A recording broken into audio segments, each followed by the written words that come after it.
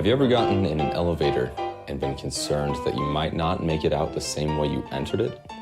Well, imagine getting stuck in an elevator not once, but twice, in the same exact elevator. Shelby Price sat down with Coby Solms to recount her harrowing experiences with the notorious Becker Hall elevator. So the first time I got stuck in the elevator was with my friends Emma, Sean, and Charlie when we were filming for our cinematography class. They had assignments that they had to do during class, and everybody was using the elevator, so it kept going up and down. And we got on it, and it shook really bad and dropped a little bit, and then all the lights turned off, then they came back on. And that one was a really short time. We weren't stuck in there for very long, probably like 30 seconds or so. But it was terrifying still, because it did drop and shook really bad. It opened and they ran out and they warned everybody not to use it. And we swear we'd never use it again, and then we got out of class and used it, because still lazy, I hate the stairs. Becker Hall elevator is known for being out of service, but other students have had worse experiences than having to take the stairs. In an observation over a 3-month period, 7 students experienced elevator problems in Becker Hall. Price knows more about the inside of the elevator than most other students. And then the second time, which was the bad time, was I needed to turn in a check to Jason. So I went upstairs and I was working the equipment center at the time. And I got in the elevator because I was lazy.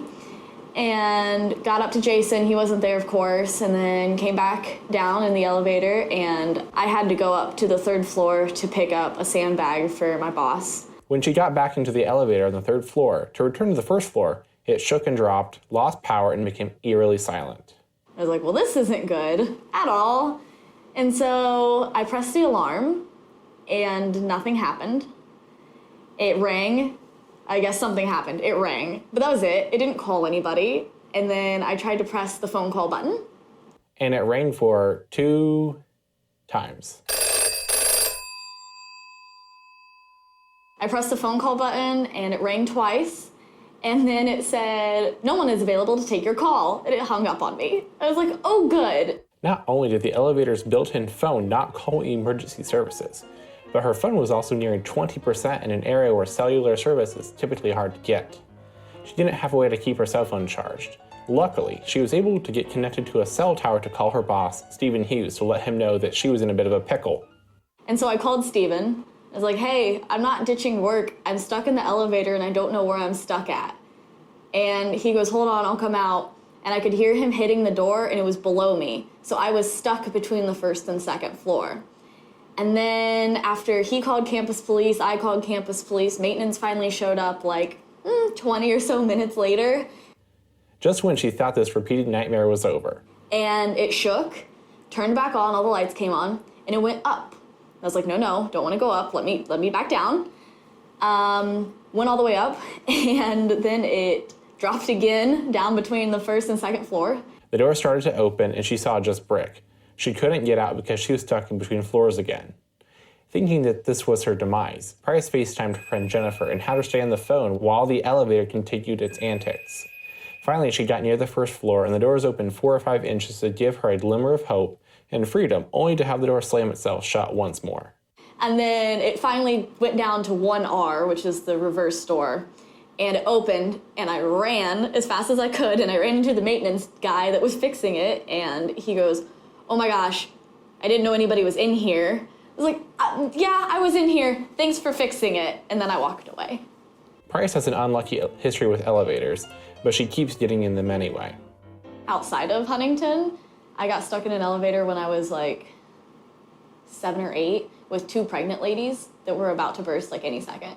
And I didn't know how to do a pregnancy. I had no idea how to help somebody in labor. So that was terrifying. I was stuck in that one for 15 minutes. When it happened to Price the first time at Huntington University with her friends, she wasn't all that scared and found it to be mildly amusing. Her friend Charlie proclaimed it was like an episode of Criminal Minds. It stayed mostly in place and didn't fall. However, the second time it did fall, and she ended up going airborne as it plummeted to the basement of Becker. And after everything just shut off, I just kind of sat there for a second and was like, oh no, I don't know how to get out of here.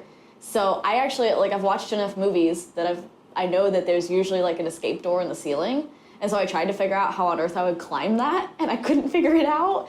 Price isn't the only student on campus who has been trapped in the Becker elevator.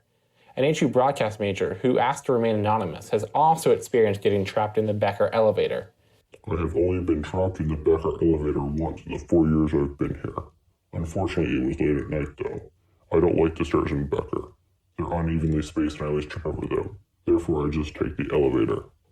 In an email interview with Marcy Nofziger, HU's Director of Facilities, I asked her a few questions about the elevators on campus to dispel the rumors that a lot of students hear from their peers. According to Nofziger, they typically only have a major issue with an elevator about once a month. She said, "In the 3 years I have been here, we have not had any major breakdowns that couldn't be resolved in a few hours."